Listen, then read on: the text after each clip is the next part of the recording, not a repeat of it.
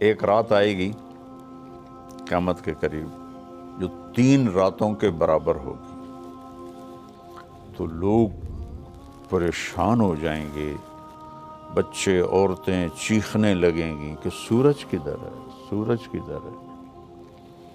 تو 3 راتوں کے یعنی 12 یا 36 گھنٹے کے بعد سورج مغرب سے نکلے گا اور سرخ پیلا تھوڑا سا اوپر جائے گا اور پھر غروب ہو جائے گا۔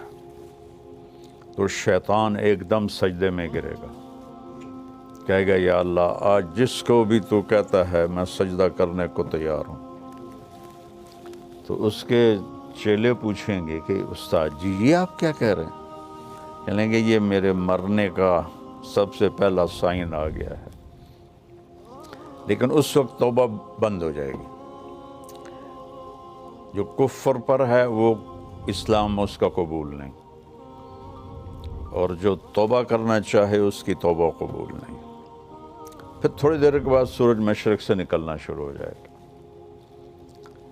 اس واقعے کے کچھ عرصے کے بعد صفا پہاڑ جہاں ہم سعی کرتے ہیں، حالانکہ وہ چھپ چکا ہے، تو یہ اللہ کے نبی نے فرمایا میں دیکھ رہا ہوں کہ ایتھوپیا، جس کو عربی میں حبشہ کہتے ہیں، حبشہ کا ایک کالا آدمی پتلی پنڈلیوں اور ٹیڑھی پنڈلیوں والا، کیا میرے نبی کی نظر ہے، وہ بیت اللہ کا ایک ایک پتھر توڑ کے گرا رہا ہے۔ پہلے یہ ہوگا، جب بیت اللہ ٹوٹے گا تو پھر یہ اتنے بڑے بڑے ٹاور کون اور کیسے توڑے گا، یہ تو اللہ کو پتہ ہے، لیکن انہوں نے فلیٹ ہو جانا ہے۔ یہاں کتے پیشاب کریں گے، میرے نبی نے فرمایا۔ مدینہ انسانوں سے خالی ہو جائے گا، مکہ انسانوں سے خالی ہو جائے گا۔ گزرنے والے قافلے کہیں گے یار لگتا ہے یہاں کبھی آبادی ہوگی۔ ابھی آپ اس آبادی کو دیکھیں، پھر حج میں آبادی کو دیکھیں، اور پھر آپ میری بات کا تصور کریں تو آپ کہیں گے یہ تو ایسے ہی مولانا صاحب بات کر رہے ہیں، اور میں اللہ کے نبی کی آپ کو سنا رہا ہوں کہ گزرنے والے لوگ کہیں گے یار لگتا ہے یہاں کبھی کوئی لوگ رہتے ہوں گے، لوگ رہتے ہوں گے۔ تو جب بیت اللہ کو توڑا جائے گا تو ان بلڈنگوں کو اللہ کسی زلزلے سے توڑ دے، یا اس وقت کوئی ٹیکنالوجی ایسی ہو کہ وہ ان سب کو ایسے فلیٹ کر دیں، تو صفا پہاڑ ننگا ہو جائے گا۔ پھر ایک دن صفا پہاڑ پھٹے گا، اس میں سے ایک جانور نکلے گا جو سارے اہل ایمان کے ماتھے کو ٹچ کرے گا، ایسے ایسے، صرف اہل ایمان، کافر نہیں۔ تو اس کے 1 ہفتے کے اندر سب اہل ایمان مر جائیں گے، وہ صرف کافر رہ جائیں گے، جانوروں کی طرح۔ یتہارجون تہارج البہائم، وہ سڑکوں پہ اس طرح فحاشی کریں گے جیسے جانور فحاشی کرتے ہیں۔ تو پھر